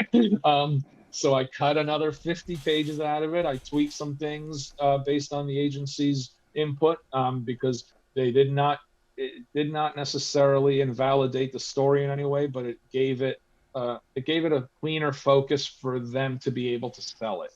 And the agency got 5-6 publishers, big publishers, to take a look at it. In the fall of 20, no, what year are we in now? Fall of 2021. 2021 now. Well, in the fall of 2019, they got publishers interested in looking at it, and we had multiple publishers who wanted to purchase the manuscript. That's like, you got to be kidding me. That's like the pot at the end of the rainbow surprise, because I went into this never even thinking I'd find a publisher for it. Never think I'd get an agent, because I was a comic book writer who'd never written a prose novel before, and I'm writing a mystery novel about a pregnant woman. So we had multiple publishers who wanted to buy it, and because of that, they got into a little bit of a bidding war, which upped the ante on it, which was nice financially, but more importantly to me, it upped the ante by adding an extra book to the offer. So it was a 2-book offer. Wow. That I settled on. And yeah, thanks. The second book comes out next summer. We're going to announce the title real soon. We just haven't yet. We're set with the cover. We're set with the title. And at the same exact time, the agency also had the TV division sending the manuscript out to TV producers. So like within a month and a half of settling on the publisher, we did the whole thing all over again with TV producers to option the rights for the book well in advance of it being published, because we knew it wasn't going to be published till the summer of 2021.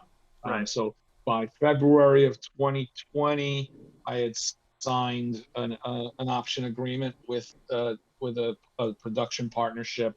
I can't give the details out yet because of the nature of the people involved. They don't like that kind of stuff announced. So it happened over a year and a half ago, but I can't announce it. So there has been there's been incremental movement in developing it for television as well, to the point where there's a pilot scripts being developed right now. And then if the entity agrees to greenlight it based on the pilot script, then we have a TV show in production. But technically, we don't yet.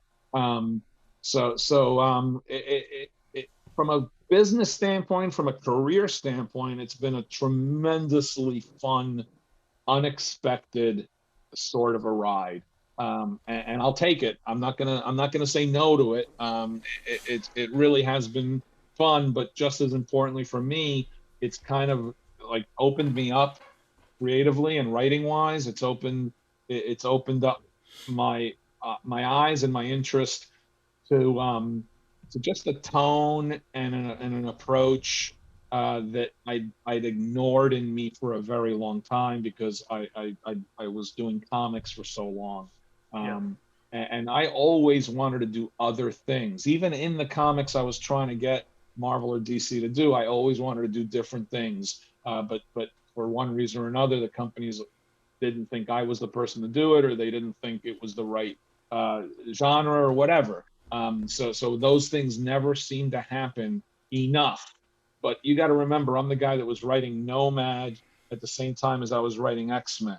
And I was writing X-Force at the same time as I was editing Barbie comics. So there is an interesting chess game in my head where the pieces are all of a very different nature, and I'm not a mystery writer. I don't think of myself as a mystery writer at all, but I wrote a sarcastic suburban mystery. So I guess I'm a mystery writer, although the second book I still don't approach as a mystery. So I try to tell my editor, and I think of these books as tragedy. They just offer you 2 blankets to help warm you through the tragedy. One is comedy, one is mystery. But ultimately, the books are about the tragedy of existing in suburbia. And that's just me writing about my own existential, horrific hatred of my life, my reality of this ridiculousness that we've all created for ourselves in this civilization. Not that I have a better alternative, mind you, but just complaining about the one I got is the fuel I need to keep me going. Because fixing it, that's a whole other matter. That's just way above my table. Why face it?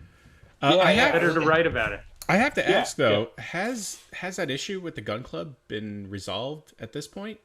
I don't know. I moved away in 2001. No, they're still there. They've been there forever. Right, but in terms of setting up the proper, they actually, as a result of the ordnance battle that we lost, they did reconfigure some of their berms.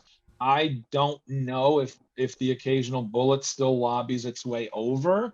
I have no idea. When I sold my house, I was very, very, very fortunate in that I sold it to neighbors 4 doors down who had no backyard to speak of because it was too embedded in woods, and wanted the backyard we had because we'd already done all the work. We built a deck, we had a play set, we had a pool, and so they just wanted that, and they bought the house. So I felt zero kind of compunctions or guilt or recriminations because they were a part of the whole fight we had to begin with.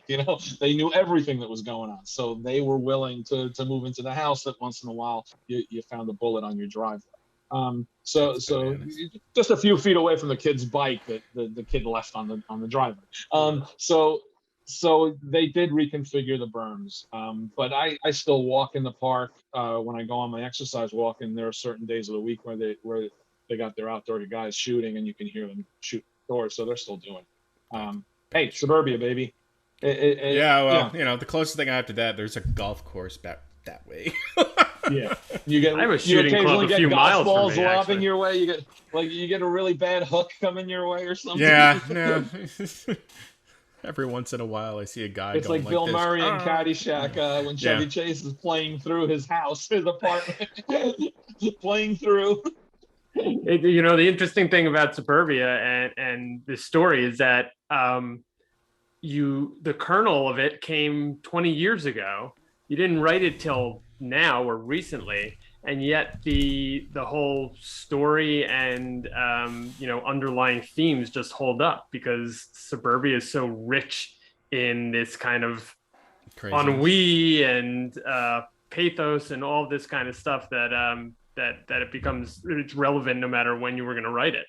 Unfortunately, and that is the saddest part about writing a tragedy is that the tragedy is endemic and systemic to us as people. I think there's a line in the book, something it goes, times change our prejudices, but it doesn't change that we are prejudiced. If anything, the amount of time it took me to write it, I gained a much better perspective just from being a part of the community and seeing things I see and hearing things I hear. And mind you, it's a really good town. It's a really good community. It's got a tremendously well-rated school system and a really high level of education. We're in the top 10 in our state right now for vaccinations. We're not, it's a good place for a lot of things. That doesn't mean that it's not wonderful fodder for extrapolating fiction from. You know what I mean? And it is fiction. I say in the book, mostly because I don't want to get a ticket from the cops or get killed by the cops. I do say that everything in the book is real except what happens once you walk through the doors, to be reflective of the reality we live in. That's all. I mean, there's no. We are a civilization that is so oddly and ironically based on a duality, is that we fear and as a result tend to despise anything that is different than us, but we long for community. So you can't reconcile those two things without understanding that eventually at some point those two things are going to overlap and conflict with each other.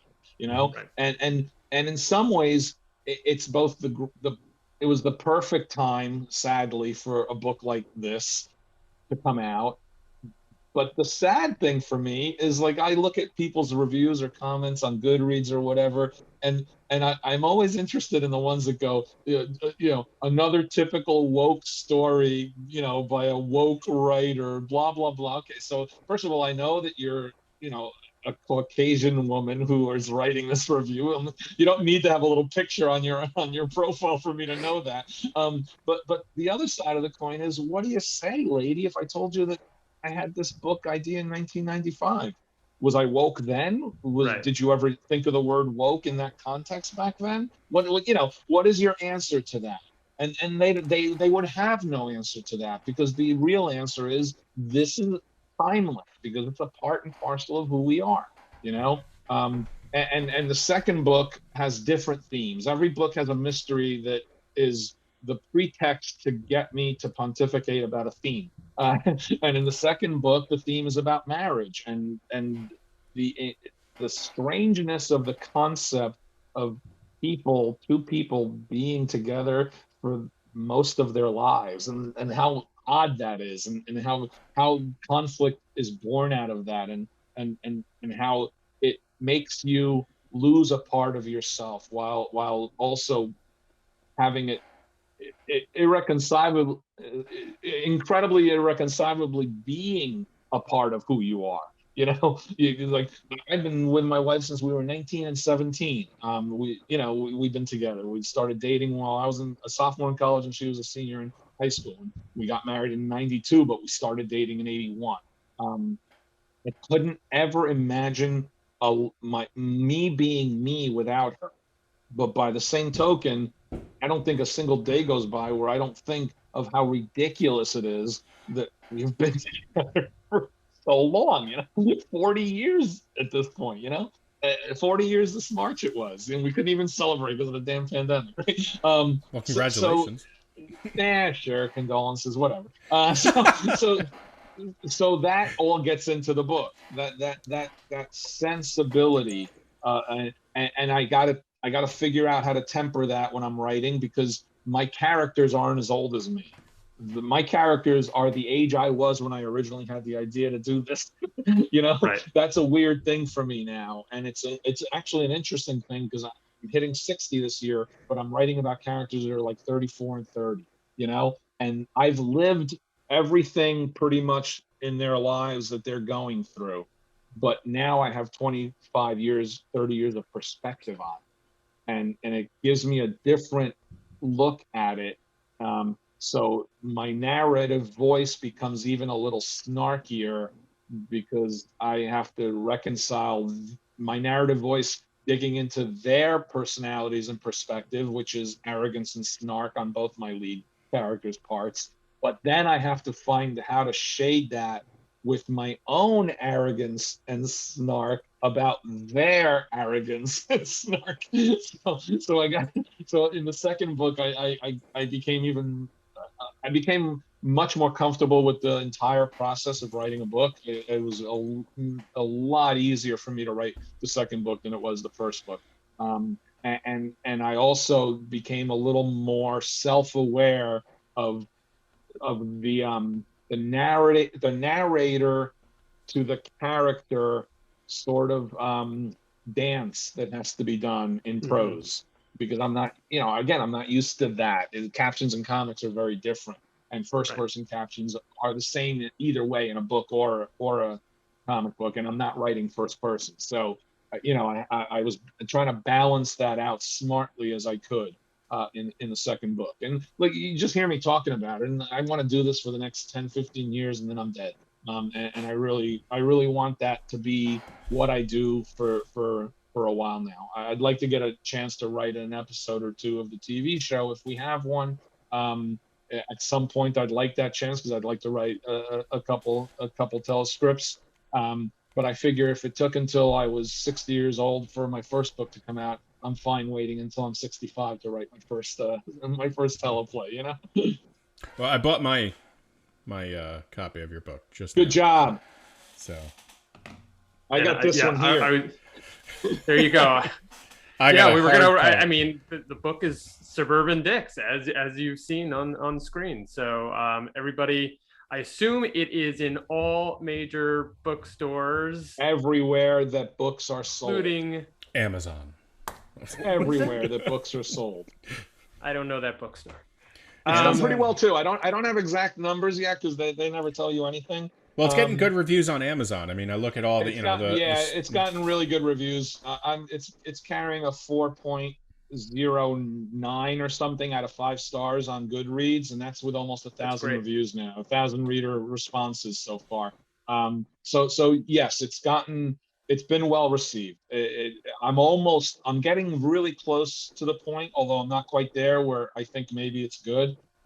I'm not there yet. I don't. So I hope I can get to that point, but many in my life would prefer I not get to that point, because if I get to the point where I think my writing is good, I will be really insufferable, and we really don't need that. My wife would prefer that I keep thinking everything I do is mediocrely excellent. That's well, I wrote a book. Oh God. I'm an author again now. with the book. Jesus, I know the rating. No, guys, decimal places. This is a true story. I went out for an after dinner walk with my wife and my daughter yesterday, and it's getting dark now, so it was like 7:45 or so. We're walking around the block, and these new neighbors that moved in the last year. What we're getting in my neighborhood is a lot of turnover. The older people who've been here for 40, 50 years are selling their homes now, and young families are starting to move in. And I've only been here for 7 years, so I'm kind of in a middle point. So the people who are in their 70s are selling their homes, and young families in their 30s are moving in. And this is one of the young families who just moved in, and him and his son were playing catch with a baseball, and it rolled all the way down to the block, across the block, and to us where we were walking. So I picked it up, and I couldn't even see them because it was so dark.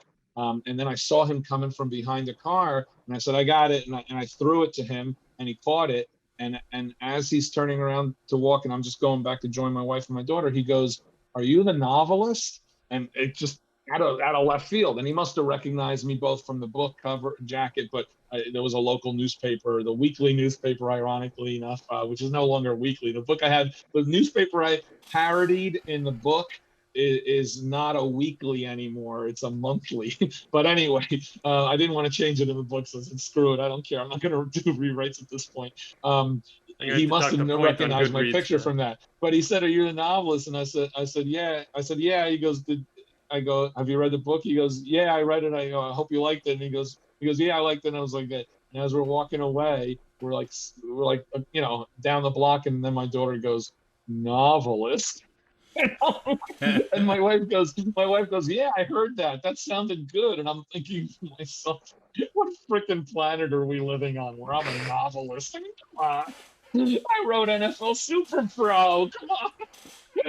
You always have that. See, you brought it up. That'll always keep you grounded. I'm just wrapping it up, guys. I'm bringing it back around full circle. It comes full circle, and we can say thank you, Fabian, for being a guest on the show. Here we go. It all comes around. That's where we're at. Yeah. Thank you, novelist Fabian. Novelist. Nicieza. Thank you. Thank you very much. Thank you. Pinkies up. Pinkies up. We will look for Suburban Dicks in all the bookstores now. Available now. All the bookstores. I get my copy tomorrow via Amazon. Where fine books are sold. Where all fine books are sold. We will go back to those places for the second book that is forthcoming. You said for next summer. We're hoping. Yes. Great. Title and cover will be announced. Anything else you want to plug at this point, or I think Marvel just announced my X-Men Legends issue, which is my single self-contained X-Men Legends number 10, which comes out in December. Mind you, I wrote this so long ago. Okay, it's coming out in December. Okay, so I think it's issue number 10. Marvel recently announced a new publishing program that soon they may be saying that I have a story coming up in that publishing program. It's not technically publishing. I guess it is digital. But they have not made all the announcements yet. One of my biggest frustrations with Marvel is that you do something and you got to wait over a year for them to announce it. It's like I started working on something for them last fall, and it's, on my part of it's been done forever, and they haven't even announced the story yet. But that will be a story that combines two characters that I have written for Marvel before in the past. That's all I'll say. And since I've written every character for Marvel in the past, you can pretty much figure out who it could be. But NFL that'll Super be Pro and Cable. It'll be yes, it'll be NFL Super Pro and Bengal. So I will that will be announced soon. I have no clue when it would be ready to be read, but it should be relatively soon since they just announced the first one a week or two ago. And I think I'm the third story that they'll be running. It's different creative teams on each story that they're doing. And I think we're the third one. So there'll be another announcement, and then you guys will realize, hey, that's what he's talking about. He must be the third one. And that'll be soon. And Outrage Season 2, which is my digital comic on Webtoon that I've done, co-created with Riley Brown. We have been on an absurdly, horrifically, apologetically long hiatus during Season 2 for a wide variety of legitimate and ridiculously illegitimate reasons. And we are starting to bank some chapters in the can now. So hopefully we will relaunch Season 2 real soon. We stopped about a little more than halfway through the season to try to get caught up on the schedule.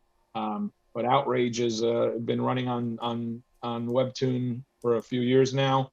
The first season was 27 chapters long, and it's available for free to read on Webtoon. Outrage is a character that comes out of your digital device and smacks the crap out of you if you're being an ass on social media. And there are plenty of faces that can be smacked, I guess. I love that idea. And the first season was 2018, 2019, and the second season, you can read the second season now, but it stops at like chapter 44 because that's where we've been on hiatus, right? And we'll be back soon, and it runs to like chapter 56.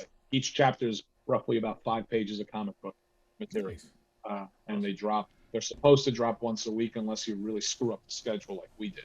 In which case, then they drop once a week, and then they stop dropping for months. Go figure. So hopefully we'll get that going soon again. But I think that's enough on my plate for now, don't you? Yeah, I think we're You're doing a lot. Yeah, we'll link to all that in the show notes. Yeah. Where can people catch up with you on social? You can go to my website, www.fabiannicieza.com. Always the most mispronounced URL, soon to be the most misspelled URL on the planet. And you can sign up for my newsletter, please, because I'm supposed to ask for that because we're supposed to share your email address. I think that's what they want you to do. They being the insidious publishers and all those people. But there's a newsletter that talks about the formative generation of the books. The website has some interesting historical stuff for me, bio stuff that I threw in some fun visual things in there so people understood all the things we talked about, my career, editing, advertising manager, that's sprinkled into my website bio. And my first newsletter is about the book, but I'm going to be posting my second newsletter, hopefully by the end of this month, which will actually be a little more comic oriented. It'll talk about the differences between plotting and writing a full script on a comic book, and it'll have some examples of those as well. So sign up for the newsletter on www.fabiannicieza.com. It's spelled just like it's pronounced. And you can always find me on Twitter and see me pimping or complaining about something. It is at Fabian Nicieza on Twitter. Well, that was our interview with Fabian Nicieza. Pretty interesting, wasn't it? I mean, the man can talk. I think if we, had the option, we would have been able to talk to him for another hour or so. But he was a real pleasure to talk to. Made us feel real welcome, and I really genuinely like talking to him. So I'm hoping that we can have him back again in the future. Yeah, I hope so. I'd love to jump in and pick his brain on a few things. But it was so great hearing these stories. It kind of takes me back and just his process and everything. And it was just a terrific overall interview. Great job, guys. Thank you, Warren. Sorry you couldn't make it, but he's definitely expressed interest in joining us again, especially when his next book comes out, which I believe is in 2022, if all things go according to plan. So look forward to talking to him again, but this was a great pleasure for us.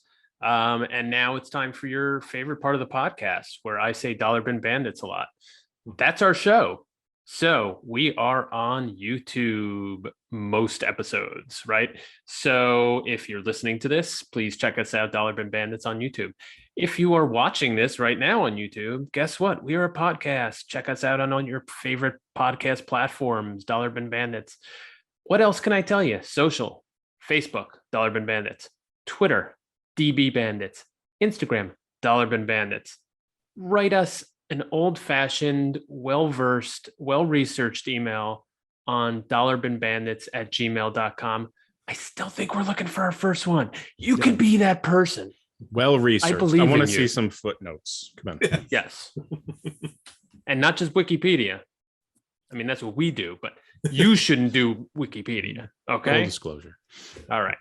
So let's wrap it up. That was a great episode for this week. We have more in the hopper. They're going to be coming at you weekly. We even have some more bonus episodes coming to you on Fridays. So tune in and check us out and have a glorious evening.